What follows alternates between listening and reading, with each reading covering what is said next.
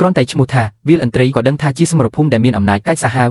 បញ្ជាដល់បងបណ្ដោះវាយខ្ញុំបញ្ជាសកម្មភាពនៅវាលឥន្ទ្រីសមរភូមិរណៈបាននិយាយពីសមរភូមិព្រំដែនព្រះវិហារអំឡុងឆ្នាំ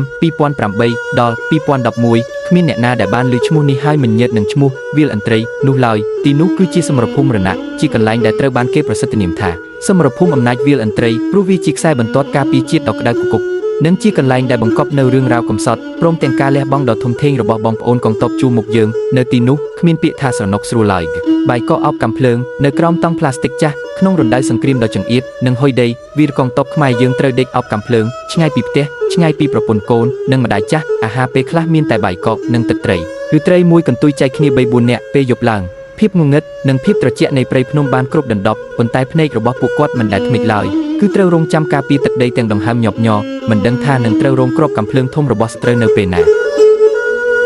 នៅចំពោះមុខការញុះញង់និងការបាញ់បោះបង្ករឿងជាបន្តបន្ទាប់ពីភីគីឈ្លានពានសៀមនៅតំបន់វាលឥន្ទ្រីនេះវីរកងទ័ពយើងបានត្រឹមតែសម្រក់ទឹកភ្នែកអត់ធ្មត់ព្រោះត្រូវគោរពបទបញ្ជាយ៉ាងម៉ឺងម៉ាត់កាលនោះក្រោមការដឹកនាំដ៏ខ្ពង់ខ្ពស់របស់ថ្នាក់ដឹកនាំកម្ពុជារបស់កម្ពុជាបានដាក់ចេញនៅយុទ្ធសាស្ត្រយ៉ាងឆ្លាតវៃនិងបានប្រកាសទៅភីគីសត្រូវចំថាទុកឲ្យភីគីសៀមបាញ់មុន100ម៉ោងក៏ដោយចុះខ្មែរមិនវាយប្រហារមុនឡើយប៉ុន្តែបើហួសកម្រិតកំណត់ខ្មែរនឹងមិនថយមួយជំហានឡើយខ្ញុំតែងតែសួរថាខ្មាំងបាញ់អាវុធអីមកលើយើងដើម្បីកំណត់ថា BM21 ត្រូវបាញ់ទៅវិញឬមិនបាញ់ខ្ញុំបញ្ជាសកម្មភាពនៅវាលឥន្ទ្រីបញ្ជាដល់បងបណ្ដោះវាយហើយវាយមែនពេលនោះខ្ញុំឲ្យគាត់បញ្ជាវាយមក4:30នាទីនេះវាយមែនគ្រាប់កាំភ្លើងធំនិងយុទ្ធសាស្ត្រដ៏រហ័សរហួនរបស់កងទ័ពខ្មែរបានបុកសម្រុកទៅលើទីតាំងទាហានសៀមនៅវាលឥន្ទ្រីរហូតធ្វើឲ្យភីគីឈ្លានពានបាក់តបជ្រួលច្របល់ភ័យស្លន់ស្លោនិងបានប្រញាប់ប្រញោលសុំចរចាឈប់បាញ់ទាំងមុខអាប់អ៊ូការពារទឹកដីតែប៉ុណ្ណោះយើងមិនចូលដីគេតែមិនអនុញ្ញាតឲ្យគេចូលដីយើង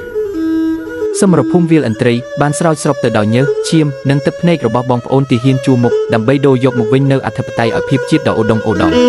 ហើយថ្ងៃនោះក៏បានមកដល់នៅពេលដែលទាហានសៀមប្រហើនមិនស្ដាប់ការព្រមាននិងបានបើកការបាញ់រះបំពានមកលើវាលឥន្ទ្រីសម្លេងបញ្ជាវីបកក៏បានបន្លឺឡើងលេងអត់ធ្មត់ទៀតហើយកងទ័ពខ្មែរដែលធ្លាប់តែសំងំក្នុងលេនដ្ឋានស្រែកគំហុកឡើងដោយក្តីជឿចាប់កាន់អាវុធបាញ់តបទៅវិញយ៉ាងគំហុកដូចអ្វីដែលថ្នាក់ដឹកនាំយើងបានប្រសាសន៍ទុកមុនថាពេលដែលខ្មែរវីបកគឺវីឲ្យបាក់ដៃតតែសុំចរចាទើបឈប់